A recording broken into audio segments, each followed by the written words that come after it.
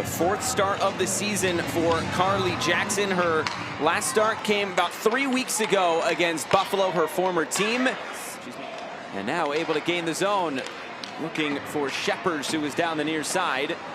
Sheppers will move this into the middle again. It's Snodgrass. Snodgrass shoots and scores! Pops the water bottle, and Minnesota back on the scoreboard. It's taken out 2 games without a goal, but they'll celebrate this one. It's 1-0 Whitecaps. Natalie Snodgrass. You see Sheppers connects with Snodgrass. Bottle popper. Oh my, have mercy. That was quite a rip.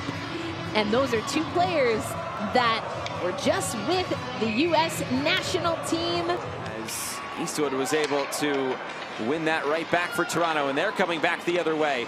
Great opportunity right in front, and it's the response for Toronto. Dominika Laskova scores, and it's 1-1. A quick start here in Minnesota. You see her entering the zone with Watts, and she's going to cut through to the center of the ice. That's what you want to see in sports. You come to the puck in this case, or the ball, whatever it is, make that pass, undeniable, gets it on the stick, and is able to pick her corner to make sure that they're still in play and in position, I should say. But Brenneman, yeah, did not like that. Right in front, Vanisheva scores! Second goal in as many games in Toronto after giving up the opener. 2 unanswered to lead 2-1.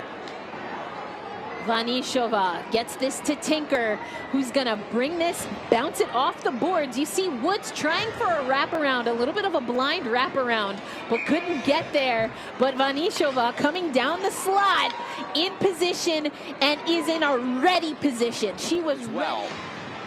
And those are the things that you have to fight through. Hockey is a game where you're gonna travel. And another goal here for Toronto. This time it's D'Arcangelo. 3-1 Toronto 6. 3 unanswered goals, and they have taken control in Minnesota. It's again that Toronto battling along the boards, and then there's just all that space and time. Minnesota doesn't front. You see that late. You see a player come over, and I think that was a missed assignment. Just again in their zone. All the way ahead. His quick passing here comes for D'Arcangelo, who scores! It's another goal for the Toronto captain, and they extend their lead out to 4-1. The rest of the Toronto 6 come with numbers. Just a really great pass there by Howard. And you know Brenneman also was very conscious of Kava right there. And Boulier doing a pretty good job making sure that that pass didn't Today it's Metropolitan Connecticut at 3. And it's Buffalo, Montreal going on currently. It's Lum out in front, forcing a save, a rebound, score!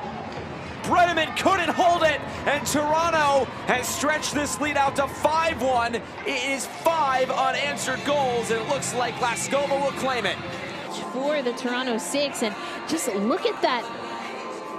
Just selling out Laskova, and then returns back to the net after the initial save from Brett. Eastwood keeps it moving along the boards. It's Kava circling into the middle, trying to pinch it and score! It's 6 for the Toronto 6. Lexi Templeman out of nowhere. And it is all turning up goals for the Toronto 6. It's 6-1. You see that Toronto in this sequence, Josh, they're threading the needle a lot. And as you mentioned, Templeman's like, hey, I want in on this, and is able to read that so well. Now, what both teams did extremely well yesterday, and why we only had 1 goal. Until the end for the regular season title, but as you mentioned before the game, maybe you don't want the #1 seed as in the playoffs. It hasn't always been the top team to win, but right now Toronto is just running roughshod over Minnesota. This time it's Michaela Kava. It's 7-1 to Toronto. You see that it's Howard and D'Arcangelo there, but again, all of that space. And that will be it. Toronto comes to Minnesota, sweeps the weekend away, and will earn a top 2 seed in the playoffs in a few weeks. A really solid performance both days, giving up just 1 goal in 2 games.